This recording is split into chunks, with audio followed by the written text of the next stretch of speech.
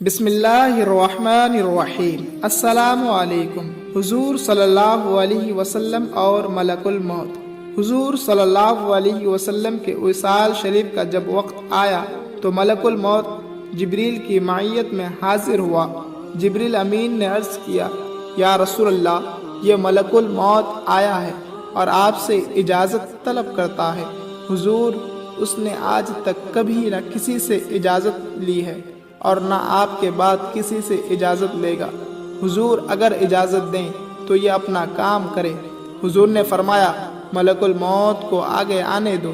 چنانچہ ملک الموت آگے بڑھا اور عرض کرنے لگا، یا رسول اللہ، اللہ تعالیٰ نے مجھے آپ کی طرف بھیجا ہے اور مجھے یہ حکم دیا ہے کہ میں آپ کا ہر حکم مانوں، لہٰذا اگر آپ فرمائیں تو میں روح مبارک قبض کروں ورنہ واپس چلا جاؤں۔ جبریل نے عرض کیا، یا رسول اللہ، اللہ تبارک و تعالیٰ آپ سے ملاقات کرنا چاہتا ہے۔